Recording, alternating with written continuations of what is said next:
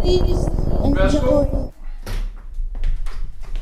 Hej og velkommen til dette synopseforløb, hvor jeg kort vil forklare, hvad en synopse er. For du sidder sikkert allerede og tænker, hvad er en synopse? Det vil jeg forklare dig.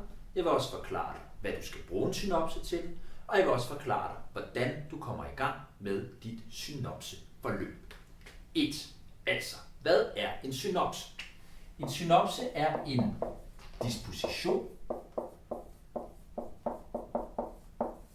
et papir, du selv har udfyldt med de punkter, du vil tale om til en mundtlig prøve i dansk. Det er altså din retningslinje for, hvordan du vil tale om din tekst, og hvordan du vil analysere din tekst.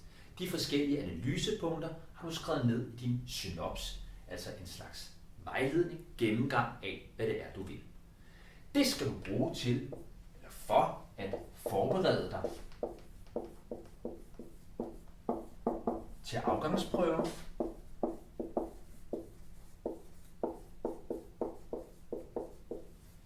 Nu er der heldigvis lidt tid til, du skal op til den rigtige afgangsprøve, men det er jo ikke ens betydende, at man ikke lige kan øve det og få en lille idé om, en forsmag på, hvad det er, man skal til den.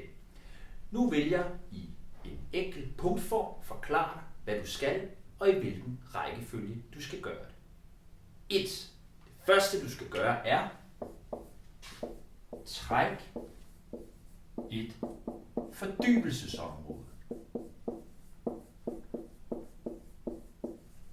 Det hedder det altså, og det er et overordnet område, som du har arbejdet med i løbet af året.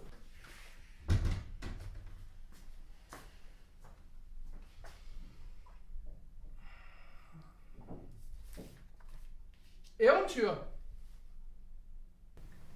2.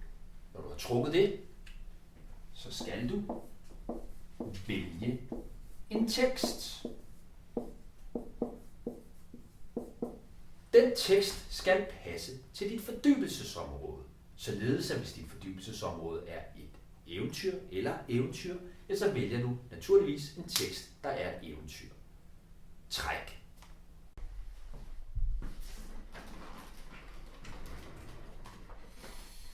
Jeg trak jo eventyr, og nu skal jeg vælge en af de her 3 tekster. Jeg vil starte med at læse alle sammen, så jeg har en idé om, hvad de handler om, og hvilken en, jeg synes, at være mest spændende at gå i dybden om.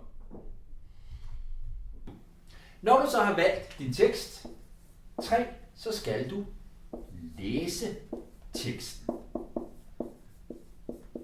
Prøver du nu at læse teksten. God læselyst.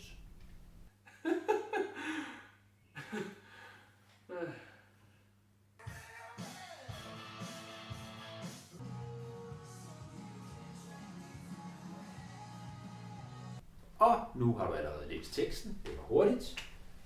Fint. Så skal du i 4 lave din synopse. Nu har du altså læst teksten. Du ved, hvad den handler om. Du ved, hvad der sker. Nu skal du lave en synopse, din disposition, hvor du igennem den forklarer, hvordan du vil tale om din tekst til afgangsprøven. En synopse består af 2 sider. Side 1, det er den første side, og side 2, det er den anden side. Side 1 er den letteste side at udfylde. Der skriver du dit navn, du skriver dit fordybelsesområde, og du skriver titlen på teksten, du har valgt, og hvem der har skrevet teksten. Side 2 er her, du vælger de analysepunkter, som du synes, der passer til din tekst.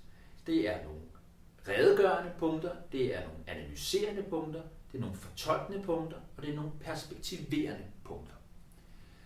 Du kan få inspiration til, hvordan din analysemodel skal se ud inde på dansk.gyldendal.dk, hvor du kan vælge en analysemodel, der passer til din tekst. Således, at hvis du har trukket en novelle, så kan du vælge en novelleanalyse inde på dansk.gyldendal og bruge punkterne der til din gennemgang. Du skal ikke udfylde alle punkterne her, men du skal bare skrive, hvilke punkter du vil have med. Det er jo en mundtlig afgangsprøve, så du skal tale om det. Du skal ikke læse op af dit papir, men du skal bruge din synopsepapir, som en støtte i din samtale med læreren omkring teksten. Så når du har gjort det, har du prøvet det, så er du lidt klogere på, hvad en synopse er. Det er et sjovt forløb. Det starter lige om lidt. God fornøjelse.